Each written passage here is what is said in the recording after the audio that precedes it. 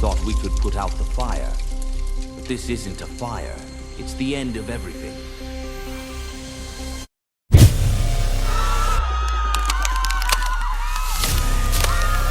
It's not just an invasion. They make us part of themselves. We can't leave. It knows we're here. If I have to die, I'll take them with me.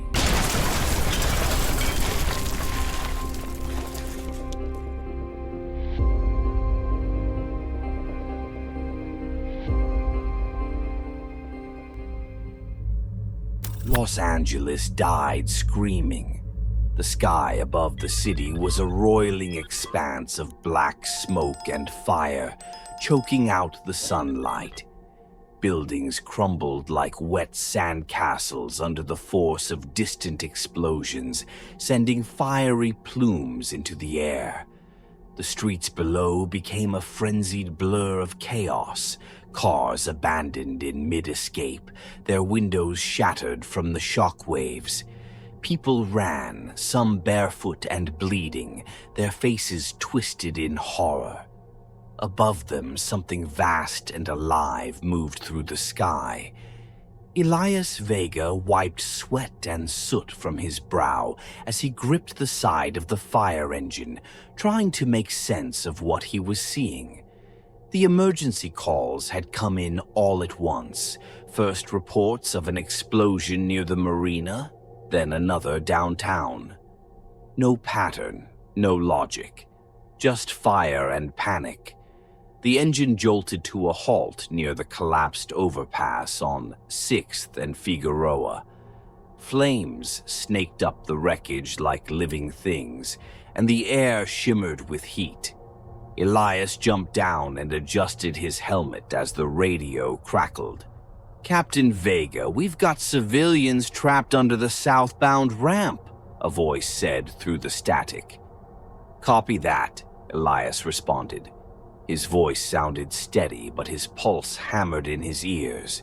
The team moved as one, a practiced dance in the middle of hell. They ran toward the twisted steel and concrete, their boots crunching over glass and debris. Elias spotted a trapped family beneath a slab of concrete.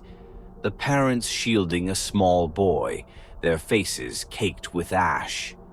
He crouched next to them, offering a quick nod of reassurance. "We'll get you out," he promised. Elias and his crew set to work, hauling equipment from the truck. They secured cables and braces, preparing to lift the concrete just enough to pull the family free.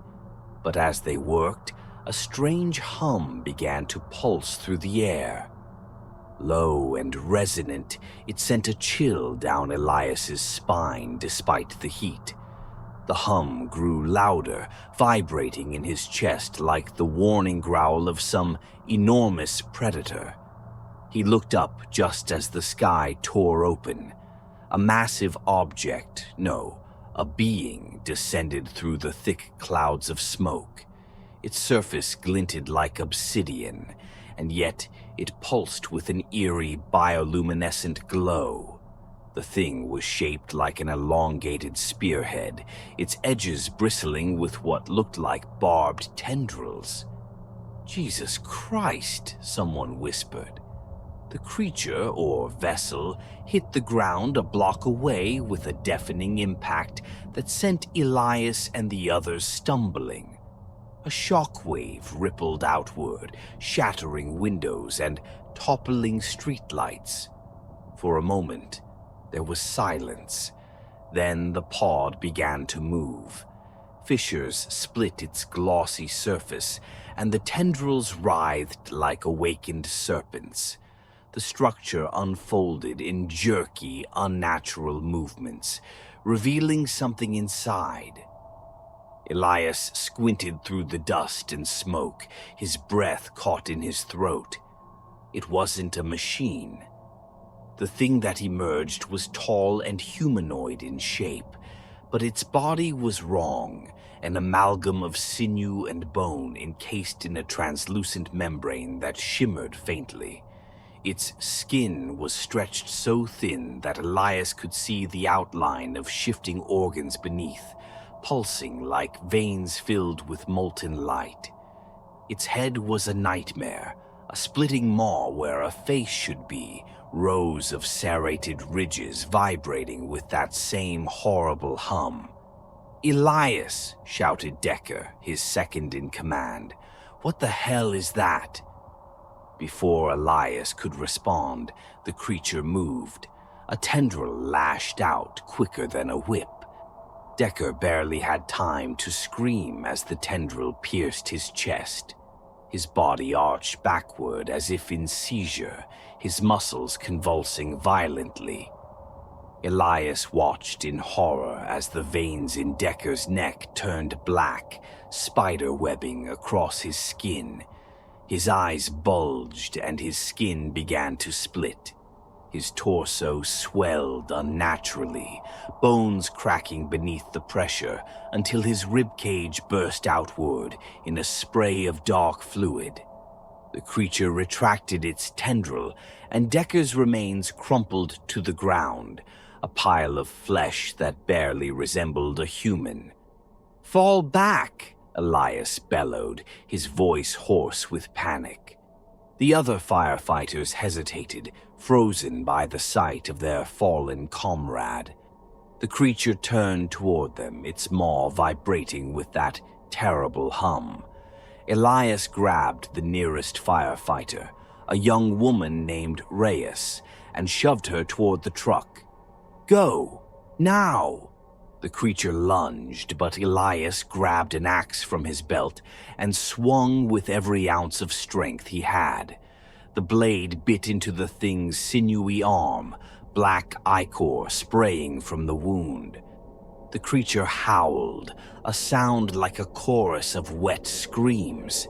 Elias used the brief opening to pull the trapped family to their feet.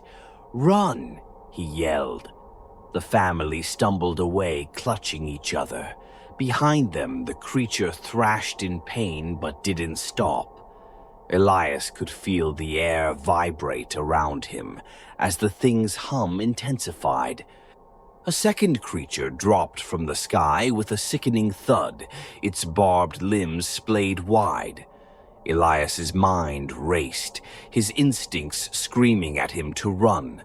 But the people who hadn't fled yet were depending on him. He turned to Reyes. "Take them. Get them out of here." Reyes hesitated. "What about you?" "I'll slow them down." Before she could argue, Elias sprinted toward the wrecked fire engine, grabbed a canister of pressurized foam, and hurled it toward the creatures. The canister exploded on impact, a burst of flame-retardant chemicals engulfing the creatures in thick, choking vapor. Elias didn't wait to see if it would work. He ran, his lungs burning as he followed the others down a side street, away from the destruction. Behind him, he could still hear the hum, the sound of something alive and hungry. Los Angeles was burning. And it wasn't fire that would consume the city. It was them. The city was no longer a place for the living. Elias Vega stood atop the wreckage of an overturned bus, his breathing shallow beneath his helmet. The air was thick with ash, and the acrid stench of burnt metal clung to everything. Below him, the street was littered with abandoned cars, some still smoldering from earlier explosions. Los Angeles was falling apart, and every street was a war zone. The people who had once filled these streets had either fled or become something worse. "Elias!" a voice called from below. He turned to see Dr. Lena Morrigan climbing up to join him. She looked out of place in her dust-covered lab coat, her face streaked with soot. She adjusted the straps of the emergency pack slung over her shoulder and handed Elias a water bottle. "You need to hydrate," she said, her voice as steady as if they were on a routine expedition, rather than standing in the heart of hell. Elias took the bottle with a grateful nod. The water was warm, but it washed away the grit in his throat. "What's the plan now?" Lena asked, scanning the horizon. In the distance, the skeletal remains of the city stretched like a graveyard of concrete and steel.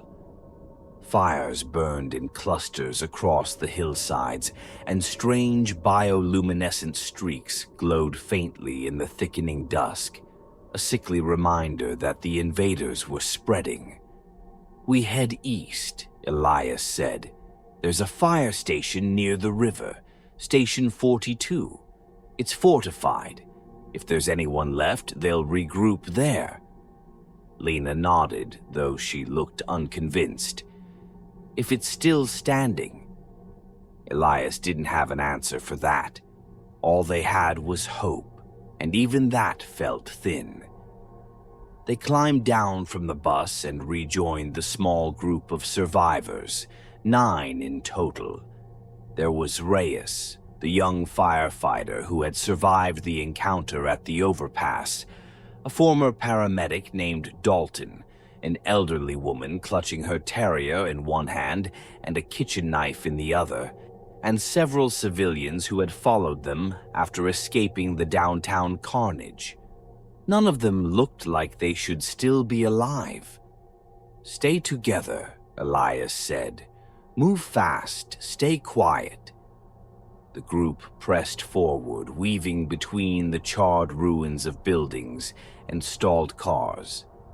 The city felt like a tomb, silent except for the distant crackle of flames and the occasional groan of shifting debris. As they neared an intersection, Lena froze. "Wait." Elias followed her gaze. At first, he didn't see anything.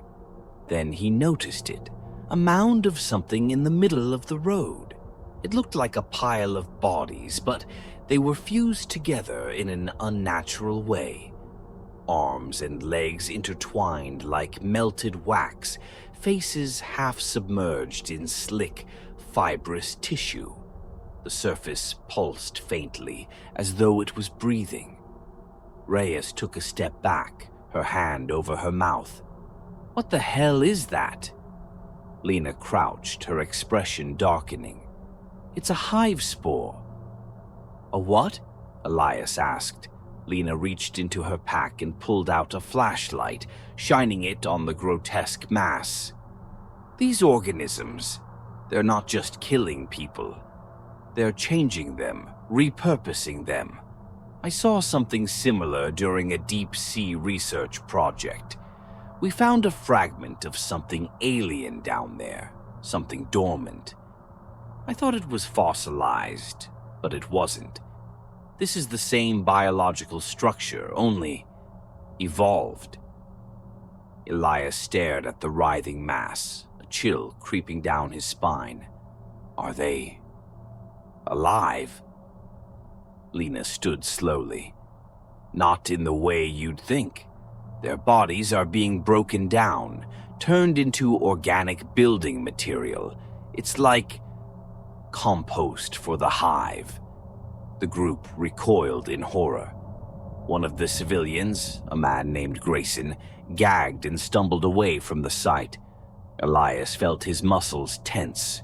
He wanted to burn the thing, to set it ablaze and erase the horror of it, but they couldn't risk drawing attention. "We need to keep moving," he said grimly. They slipped past the mound, careful not to touch the fibrous tendrils stretching across the ground. But even as they moved away, Elias couldn't shake the feeling that the mass was aware of them, that it was watching somehow. The next few blocks were eerily quiet. The streets narrowed and the buildings loomed overhead like hollowed-out skeletons. Lena walked close to Elias, her fingers nervously tapping the strap of her pack. "How far to the station?" she asked. 6 more blocks," Elias replied. "If we can."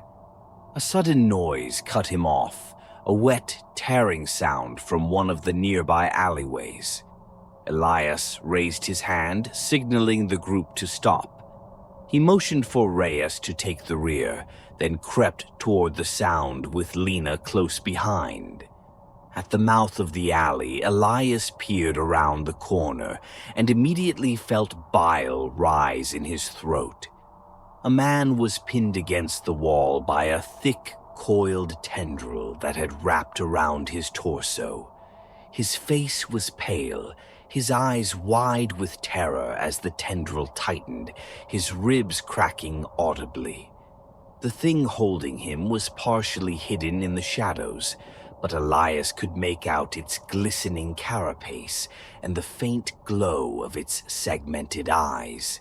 "We have to help him," Lena whispered, but Elias grabbed her arm. "We can't," he said through clenched teeth. The man locked eyes with Elias, his mouth opening in a silent plea. Elias felt his heart break, but he knew what would happen if they made a sound. The tendril gave one final twist, and the man's body went limp. The creature slithered backward into the shadows, dragging its prey with it. Lena turned away, her eyes brimming with tears. Elias exhaled slowly, forcing himself to stay calm. "Come on, we're almost there." The group moved on, their silence now burdened with grief. By the time they reached Station 42, dusk had given way to night. The firehouse was still standing, a fortress of concrete and brick. The steel shutters had been pulled down, reinforced with scrap metal. A makeshift barricade of overturned trucks surrounded the front entrance.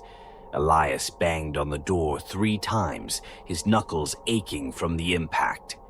"It's Vega!" he called. For a few seconds, nothing happened. Then the shutter began to rise with a metallic screech, revealing the haggard faces of 3 firefighters holding rifles. "Get inside," one of them said. The survivors hurried through the opening, and the door slammed shut behind them. Inside, the firehouse was dimly lit by emergency lanterns. Elias recognized several familiar faces, firefighters who had made it through the initial wave.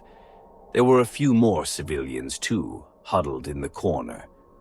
Lena looked around, her expression still haunted. "This place is safe," Elias assured her, though he wasn't sure he believed it himself. The truth was written all over the faces of the people inside. The city was dying. And even here, surrounded by concrete and steel, they were only buying time. The deeper they went, the less the city resembled anything human. Elias led the way through the hollowed-out ruins of Griffith Park, his breath shallow behind his mask. The others followed close behind, Lena Morgan clutching her flashlight, Reyes with her axe at the ready, and the remaining 4 survivors who had been brave, or desperate, enough to come.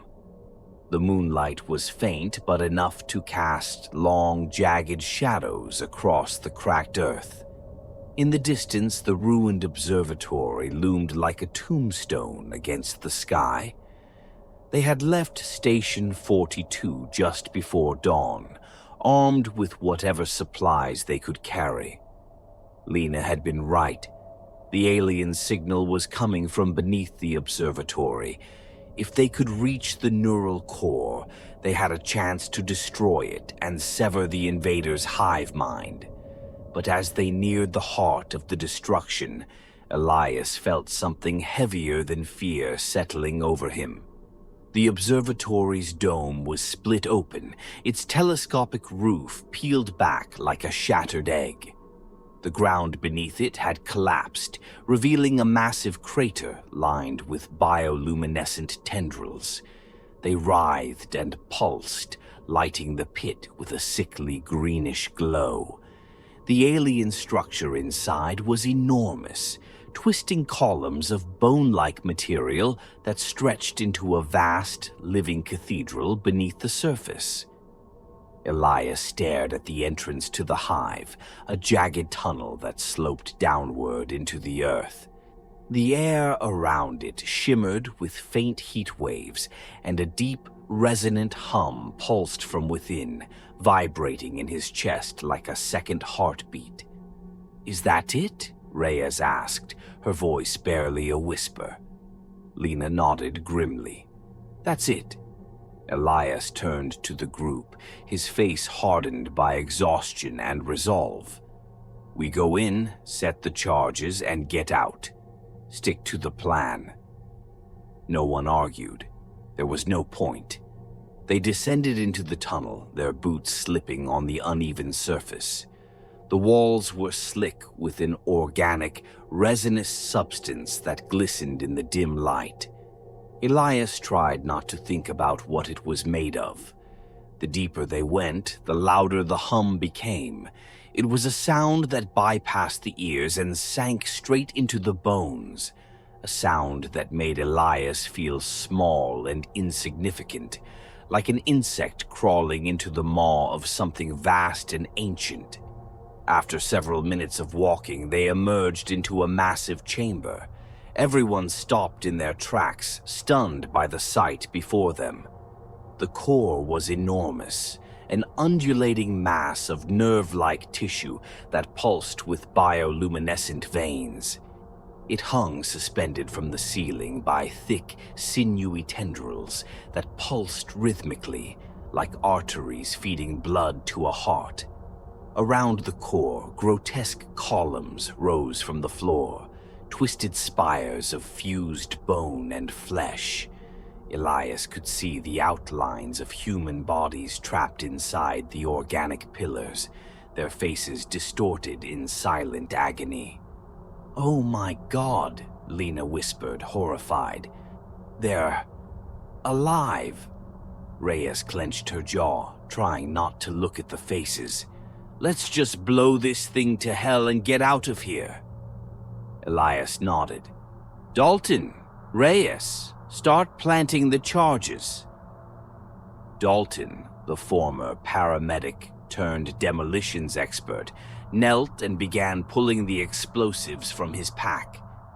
Reyes moved to help, her hands steady despite the horror around her. Lena moved toward the core, unable to tear her eyes away.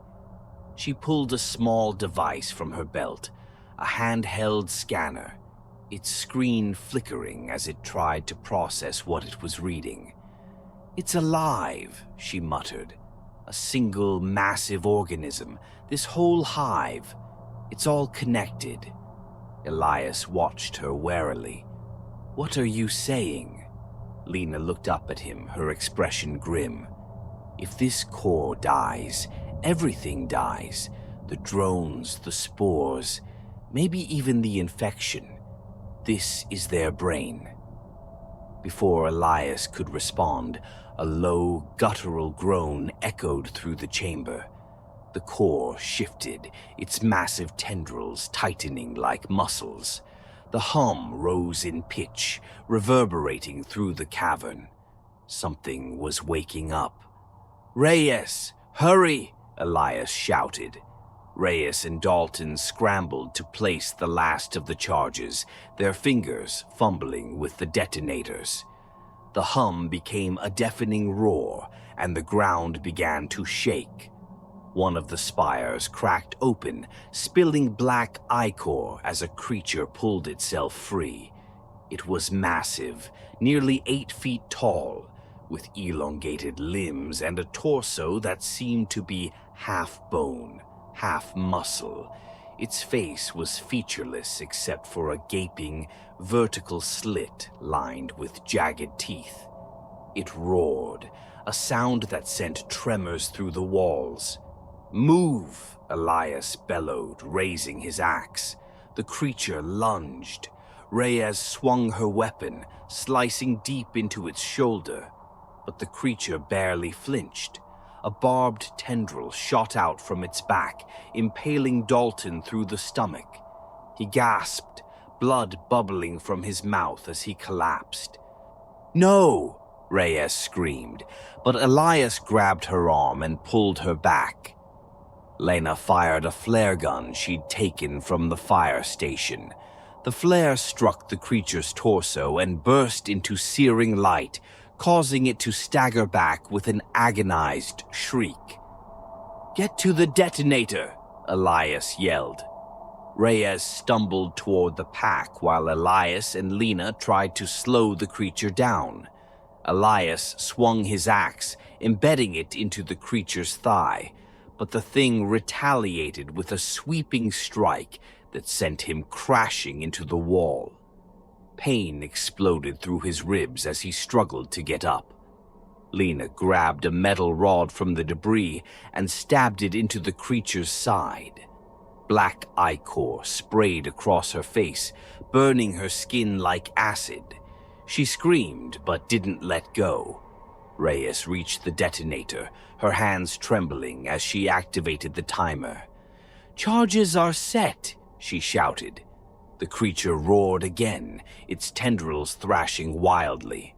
One of them wrapped around Lena's leg, yanking her off her feet.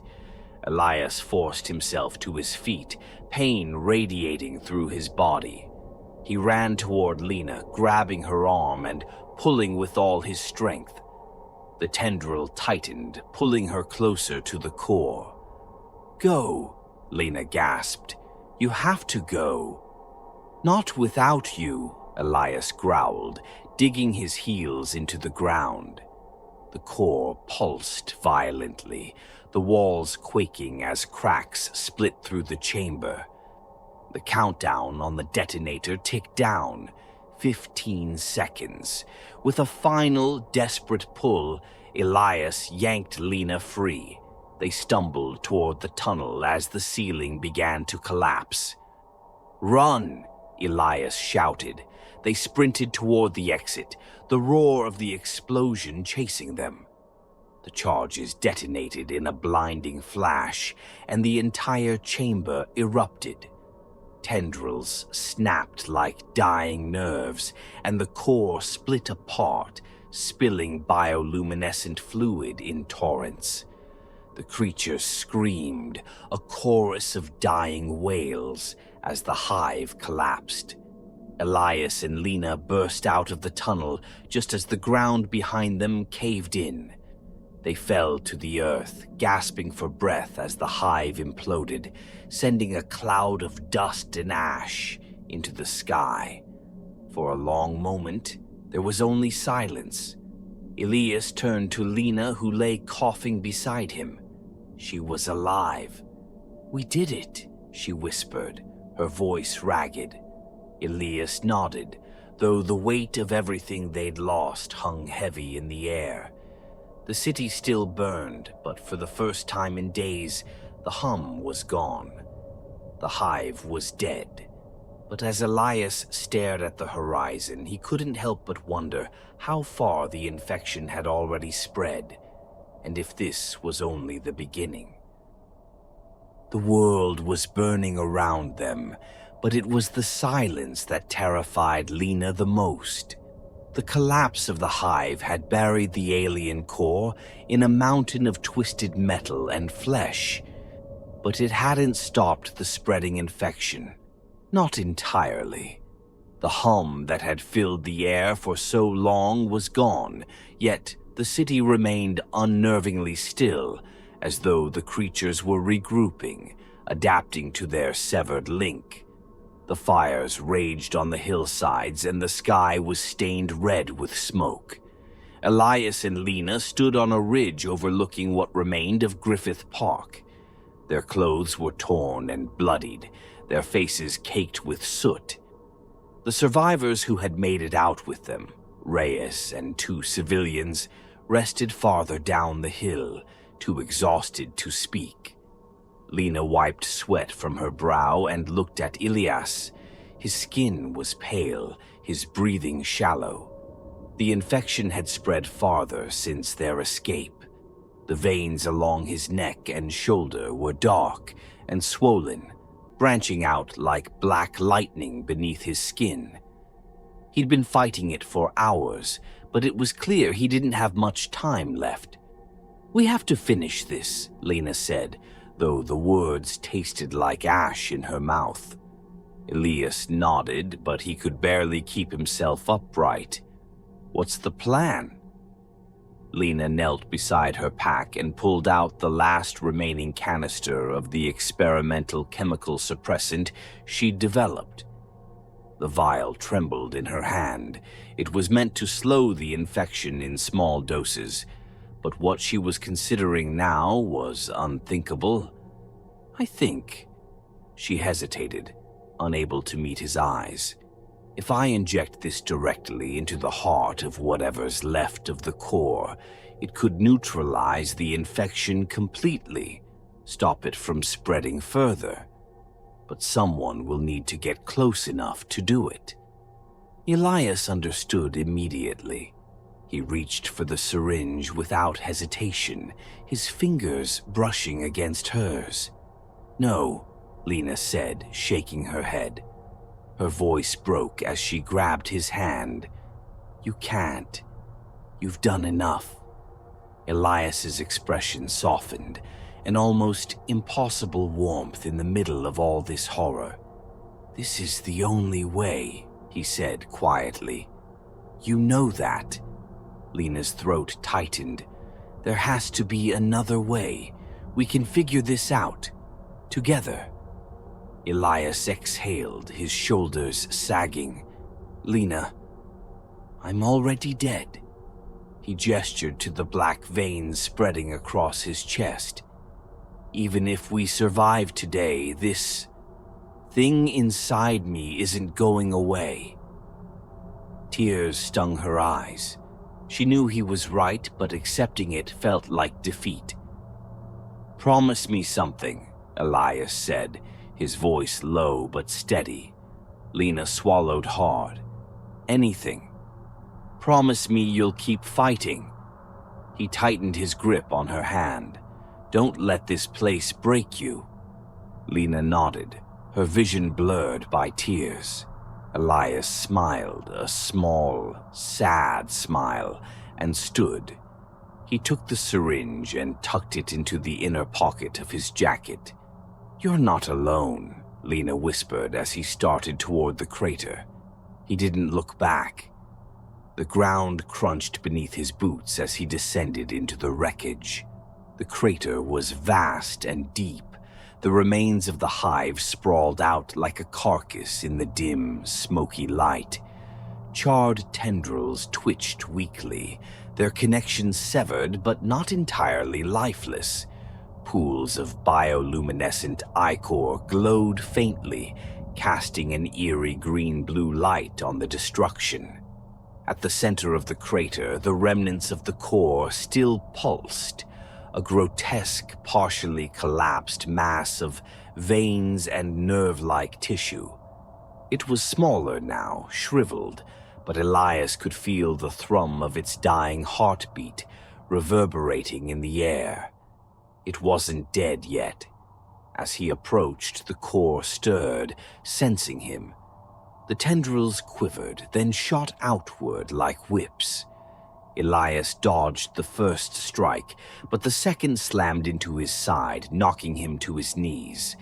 Pain flared through his body, but he forced himself back up, gritting his teeth. "You're not stopping me," he growled. The core let out a low, keening sound, a sound like mourning, like hunger.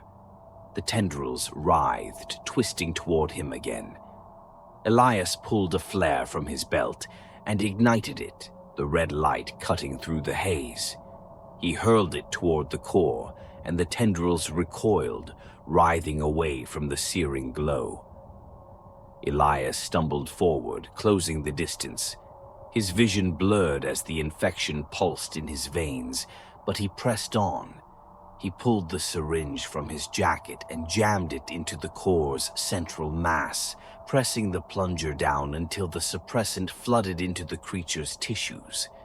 For a moment, nothing happened. The core shuddered, its pulsing slowing to an unsteady rhythm. Then it convulsed violently, its tendrils spasming in every direction. A high-pitched screech erupted from deep within, a sound of pure agony. The core began to collapse inward, its bioluminescence flickering like a dying flame. Black ichor spilled out in thick rivers as the entire structure crumpled. Elias stumbled back, barely able to stay on his feet. He could feel the suppressant working. Its reaction with the alien tissue was spreading, eating away at the infection from the inside. But the cost was immediate. The veins in his arms and chest burned like wildfire, his body betraying him with each step. He fell to his knees at the edge of the crater, his vision darkening. Above him, Lena's voice cut through the haze. "Elias!" She was running toward him, her silhouette framed by the burning sky. He tried to speak, but his body refused to obey. Lena dropped to her knees beside him, her hands trembling as she cradled his face. "Stay with me," she pleaded. "Please." Elias managed a faint smile. "It's done." Tears streamed down her cheeks. "No, not like this." He exhaled slowly, his eyes drifting closed. His body was failing, but there was no pain now, only peace. The hum was gone. Lena held him as his breathing slowed, then stopped. For a long time, she stayed there, the world around her quiet except for the distant crackle of dying flames. The infection had stopped. The city, broken as it was, had been saved. But as Lena rose to her feet, Elias's badge clutched in her hand, the weight of what they'd lost pressed down on her. She walked away from the crater, her heart heavy but her resolve unbroken. The horizon was dark with smoke, but she could see the first rays of dawn breaking through, a reminder that even after the darkest night, there was still the promise of morning. Los Angeles was wounded, scarred, but alive, and Lena Morrigan would make sure it stayed that way. The invasion was over, but somewhere deep in the silence she could still feel the faintest tremor of something waiting, watching. She gripped the badge tighter and kept walking.